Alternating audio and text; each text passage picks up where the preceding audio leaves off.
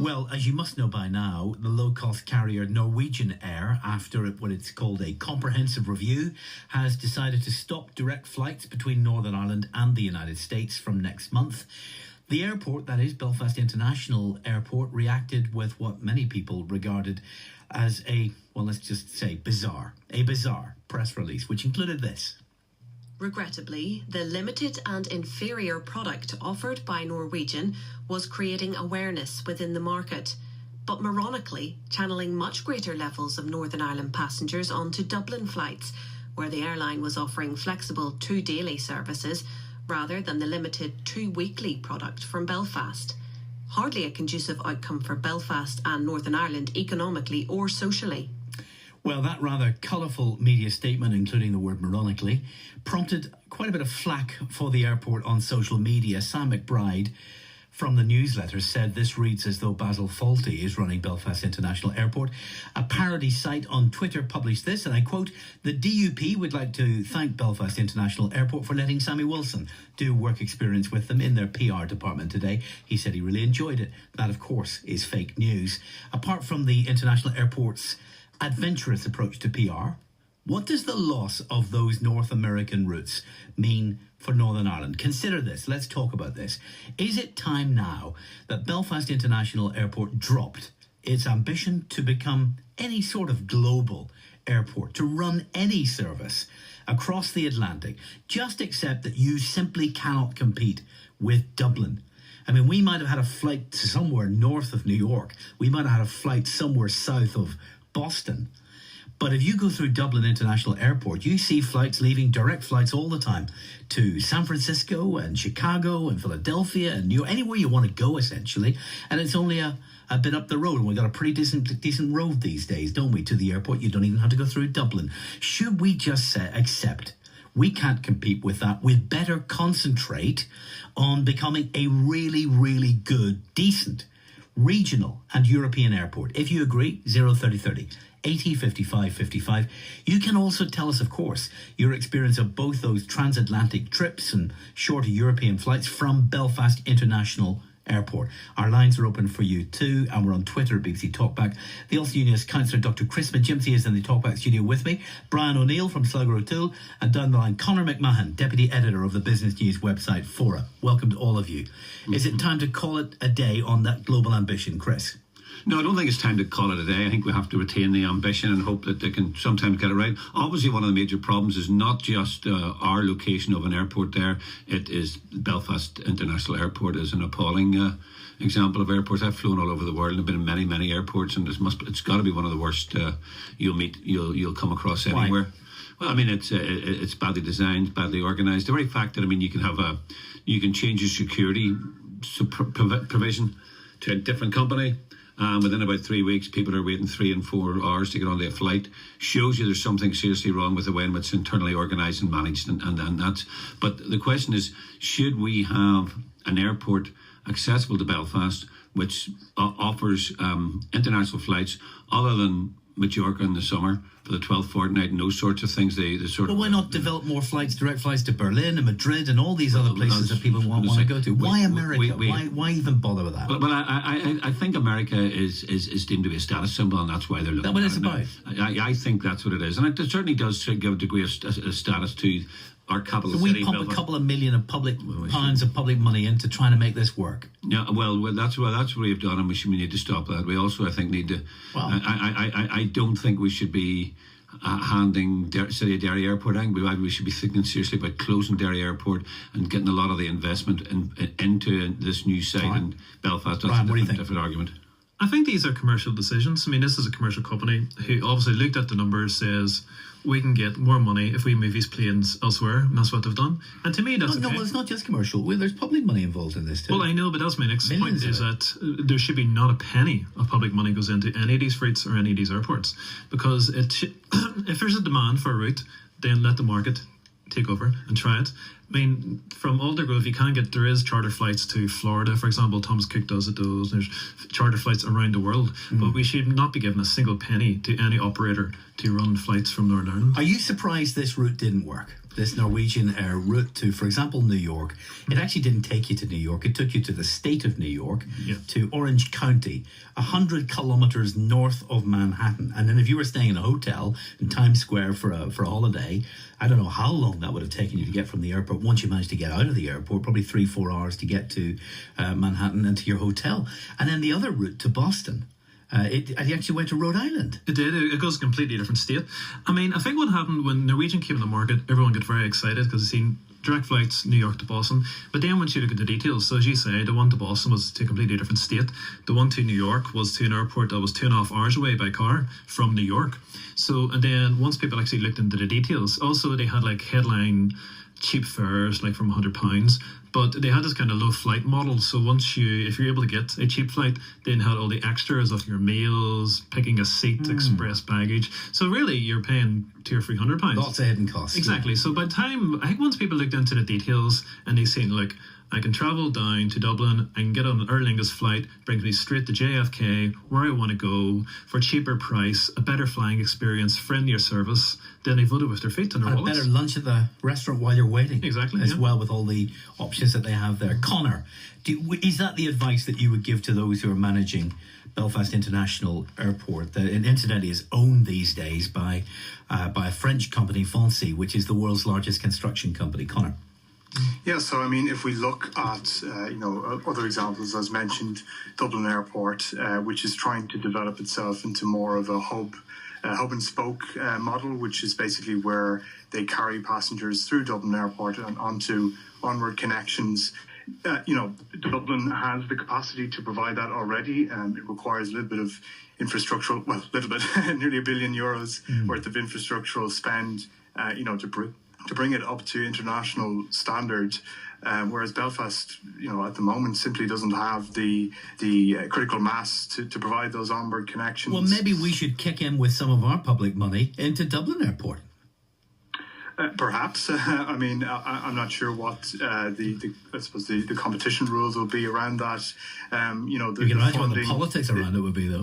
Yes, you can imagine the politics. That would not go down well, I can tell you. Well, no. The airport will actually be funded, and that infrastructural spend would be funded through airport charges, which are incurred by airlines. So it would be basically the likes of Norwegian and others that are paying towards that €900 million investment in improving the hub facility. And obviously Belfast would be, if we're looking at, I suppose, the island of Ireland as a whole, as a hub for onward connections, the island is simply, it's far too small to provide two hubs as it stands. So, if you're a passenger who's traveling from mainland Europe and you want to connect with North America, Dublin is in a good location, certainly better than the likes of Amsterdam, where certain passengers would have to travel through if they want to continue on onward connections. So the facility is there, and that's what these carriers are looking for. Not so much Norwegian, but a lot of the transatlantic airlines. They need to have a large number of onward connections for it to make business sense. All right, 81771, we're taking your text. We're talking to Conor McMahon, he's just been speaking, Brian O'Neill from Slugger O'Toole, and Chris McGimpsey, the Ulster Union's councillor. Paul on 81771 says, going from Lisburn to Aldergrove, you have to drive through a housing estate. When you get there and park, you have to pull a suitcase over gravel to get to the front door of the airport. Not good enough, says Paul. Another text, just back from Alicante. They could teach Belfast how to deal with a volume of passengers on time with no queues. I think the problem is the staff. I don't know what they are looking for. And Jim in Ballyclare says it's got one of the longest runways in Europe, and they just need to link the railway line to the airport, which is less than a mile from the terminal. Otherwise, it's fine. Well, Jim, we've been talking about the rail link to the airport for a long time. The rail link to the airport will not get you a flight to New York. It won't deal with this question we're talking about, which is whether we should stop even thinking about that kind of route and instead build up the European route connections, build up the connections around these islands and become a really good regional hub, and accept the fact that you will never, ever be able to compete with Dublin, and it's easy to get to, and it's a smooth operation and a pleasant experience. That's what many of you are telling us. Let's go to Michael in Belfast. What would you do, Michael? William, well, I think Dublin's a prime city in Ireland. It's twice the size of its nearest rival, Belfast. So in that sense, the population and the market is so much bigger, and therefore Belfast can't compete. But I'm really surprised that Norwegian would make a statement, or rather Belfast International Airport make a statement criticising an airline and maybe burning their bridges, because obviously to keep them on board, maybe to bring in flights to Europe or to feed into their hubs in Norway so that people could fly from Belfast to the States. Using Norwegian as a hub through their other cities may have been more useful, even to Gatwick. I know Gatwick could do with more service from Belfast. But really, I'm just surprised how negative they were about the airline, and it seems that they're very critical of the airline having invested in Belfast, and it just didn't work. Michael, thank you. You got to wonder who's doing their PR there. Is it in-house? Are they outsourcing it? It's a pretty petulant press release at to put it mildly. But it certainly doesn't sound like a professional firm's doing their PR. I mean, that's absolutely not only... Well, it's amusing, but it's appalling that they would start and call people who just invested trying to make an effort to make a line work or morons. Call them morons. It's absolutely appalling. But I think the future for Belfast is good. Well, of course, we'll never compete with Dublin with 3 times the population. But I mean, we need to build up the European links. And can I just say... I'm the capital of Europe now, and without getting into the Brexit debate, is Brussels. I've got to go to Brussels. I can't get to Brussels this weekend because EasyJet only flies to Paris Monday to Friday, not Saturday, Sundays. There's no flight I can't get a flight from Belfast with Ryanair. The only flight I can get is 6:30 out of Dublin next Saturday morning. So it's a 3:00 start. And that's the capital of Europe, and that's the only flight that we can get. We need to, as you said, we need to start building up and strengthening our European routes. One of my team, they know everything back there. They have now told me that it is actually a private PR company that does the PR, usually for Belfast International Airport, but that company is saying they were not responsible for this particular statement, though. So there you are. We do have a new statement from the airport. Ready yourself for this. In any debate on aviation, it's important that we deal in facts. Since 2014, Belfast International Airport has added 2 million passengers, introduced 25 new routes and created 1,000 new jobs on the site. It is therefore important for the Northern Ireland economy that we continue to deliver growth and increased choice for passengers. We are an international hub for European and UK traffic with less than 2% of current passenger throughput using transatlantic services. Thank you very much. They might give us a statement without swearing. That's impressive. Let's go to Michael. Hello, Michael. In St. Philip. How are you? Yeah. I mean, first of all, go to that statement. They've increased passenger numbers, but they haven't increased service levels. For me, it is all about service, and I wouldn't go near the international airport. Why not, Michael? Well, first of all, it's so far from the motorway. If you ever go and get caught waiting for a passing train, those barriers go down for such a long time before the train comes anywhere near. If you're going transatlantic, you can clear customs and immigration in Dublin. Yeah. And just look at the queues this summer. They're increasing numbers, but not increasing staff capacity to deal with them. Well, they say they've taken on new staff. New staff, they say. Well, the new staff didn't do a very good job this summer, did they? Created 1,000 new jobs on the site. Well, they weren't security jobs, were they? Or if they were security jobs, that still wasn't enough. Michael, thank you. Even if I was going to Europe, I'd rather go to the city airport and connect through a mainland airport or go to Dublin rather than use the international. I use the city airport all the time. I mean, most weeks I use the city airport. It's a really pleasant experience. It's a nice airport, isn't it? And they've done some great reconstruction, new infrastructure investment over there, about £15 million, I think, of new investment. So it's looking in great form. Thank you, Michael. But what's your experience of the international airport when you're going through? Your experience of the airport is part of the experience of travel. Yeah, I mean... You've got to get that right for a customer, don't you? You have to. I mean, to be fair to Belfast International, because I was looking at the figures, 1.2 million people from Northern Ireland go to Dublin to fly, but from the Republic, 600,000 people come up and fly via Belfast International. So I think it is good to have choice, and especially with Brexit and the fluctuations in exchange rate. Sure. Because, I mean, the pound dropped, so obviously people in the border are coming up and getting cheaper flights from Belfast. So, I mean, I think it always is good to have the kind of the choice, but I do wonder what is going on with Belfast International the past few months, because you had the issue with the car's been flooded, then there was the security delays, and then there's this. So it seems to be like one disaster after another. You've got a problem getting to it. You've got a problem parking at it. Yeah. And many people are saying you're not having a great experience. You have a problem making your way through the actual airport terminals itself, through security, and then once you get inside, I mean, there's virtually nothing to do in there. And they've extended the size of the pub, I notice, and other than that, the two restaurants are the same size, and that's about it. So, but I mean, it is really a very, very poor facility, and they need to start investing on the infrastructure in the airport itself. It's got Barry there in Dungannon. Hello, Barry. Yes, how are you doing? Welcome, Barry. Norwegian, some of the information that I think maybe it was Chris, it's not just right. It takes an hour and a quarter. I've flown from Belfast to Stewart Airport. I've flown numerous times. Yeah. I've also flown out of Dublin. For Dublin, the pre-clearance at immigration, very handy. But if you're flying to Stewart, you don't need that. It's such a small airport, you're through immigration in no time. There are no queues. There's a bus sits outside. In fact, there are two express buses specifically for the flights that come in from Belfast, sit outside. It's $22 if you pay on the bus. It's $20 if you book it beforehand, which is $2 more than the bus in from Newark or JFK.